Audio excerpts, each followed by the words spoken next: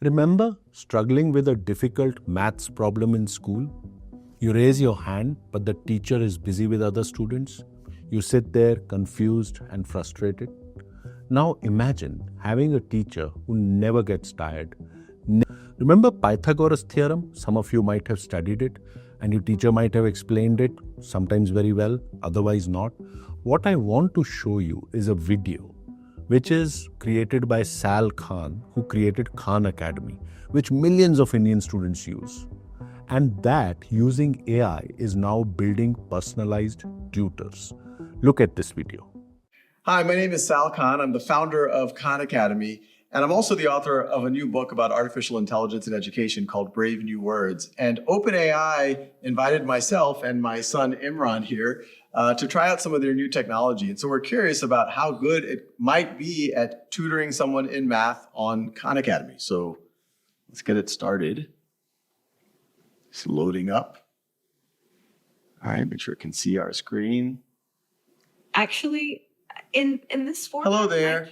I'm here with my son, and I'd love you to tutor him on this math problem, but don't give him the answer. You can ask questions and nudge him in the right direction, but I really want to make sure he understands it himself. And he's here in the room, so you can talk to him directly. Of course, I'd be happy to help. Let's look at the problem together. Can you first identify which sides of the triangle are the opposite, adjacent, and hypotenuse relative to angle alpha? All right, so I'm pretty sure this is the angle alpha right here, right? Perfect. That's correct. Now, looking at the triangle, which side do you think is the hypotenuse? Really, Remember the hypotenuse? I'm not totally sure. I think it might be this one, but I really am not sure. This side AC. You're close. Actually, side AC is called the adjacent side to the angle alpha. The hypotenuse is the longest side of a right triangle and is directly opposite the right angle. Can you find which one is the hypotenuse? Oh, okay, I see. So I think the hypotenuse is this really long side from A to B. Would that be correct? Exactly. Well done. Now that you've identified the hypotenuse, can you identify which side is the opposite side to angle alpha? Okay, well, I mean, you told me earlier that this was the adjacent side, and I know that's the hypotenuse, so I'm guessing that this side, BC, is the opposite side. Great deduction. That's absolutely correct. Now that you've identified all the sides relative to angle alpha, do you remember the formula for finding the sine of an angle in a right triangle? Yeah, I know that the sine is equal to the opposite over the hypotenuse. Perfect. That's absolutely right. Now, can you apply that formula to find side alpha in the triangle using the lengths of the sides that we've identified? Okay, so, I mean, you told me that 7, this side BC, is the opposite side.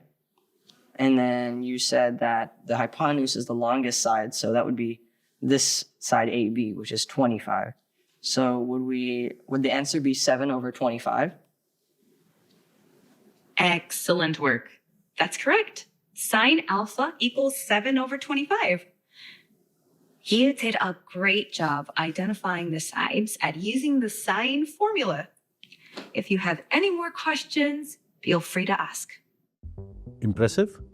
Now for students all across India preparing for JEE, NEET or board exams, this is revolutionary. A student in a small town anywhere can now get the same quality tutoring as a student in Mumbai or New Delhi or Bangalore.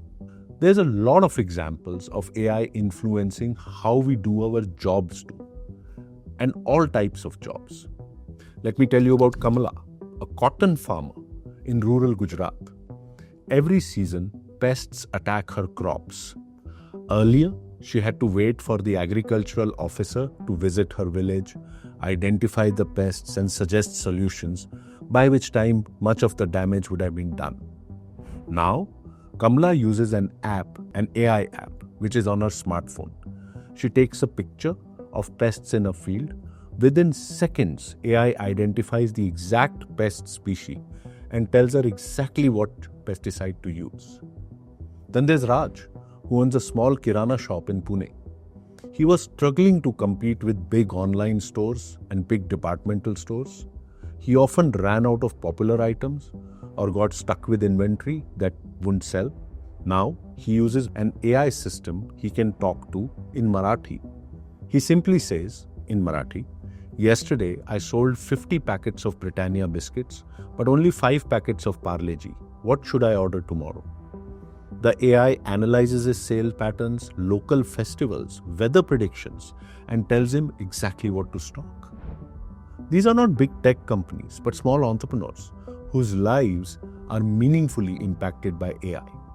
AI is also improving our essential services for all of us, like doctors in rural Maharashtra who use an AI system used to instantly analyze X-rays, or the Astram system in Bangalore, which uses AI to try and improve Bangaluru's notorious traffic problem. It understands traffic patterns and automatically adjusts signal timings. For example, during rush hour, signals on busy roads get longer green lights. And finally, let's not forget India's world-famous UPI system. Every time you use UPI to pay for something, like Arun was doing in the rickshaw, AI is protecting your money through algorithms that learn your spending patterns. If suddenly, for example, someone tries to spend rupees 50,000 from your account in a different city, the AI will block it instantly.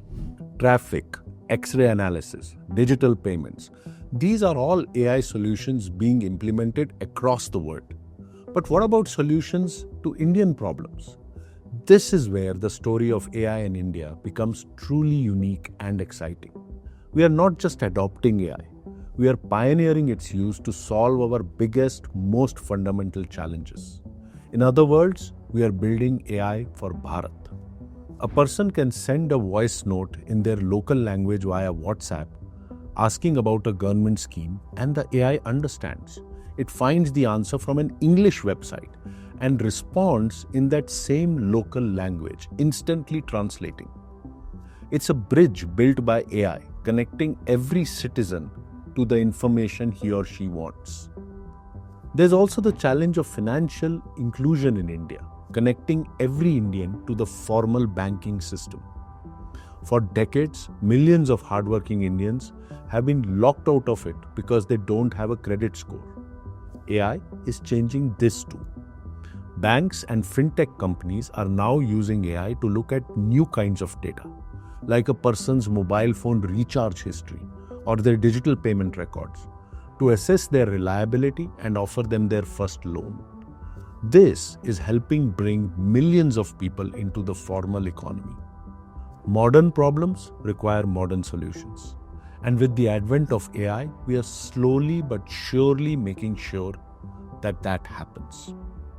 It should be no surprise then that India has one of the highest number of ChatGPT users in the world. At 14% of its user base, India will soon have more users than even the USA. Think about this for a moment. English is not the first language for most Indians, yet we are leading the world in AI adoption. What does this tell us? It tells us that Indians are not waiting for permission to use new technology. We are not afraid to experiment. We are diving in and figuring it out. And this isn't just happening in major cities. AI adoption is growing rapidly in smaller cities and rural areas also. A shopkeeper in Nasik is using AI to write better product descriptions, for example. A student in Patna is using AI to practice English. A farmer in Rajasthan is using AI to get weather predictions. This positions India not just as a consumer of AI technology, but as a leader in showing the world how AI can be democratized and made accessible to diverse populations.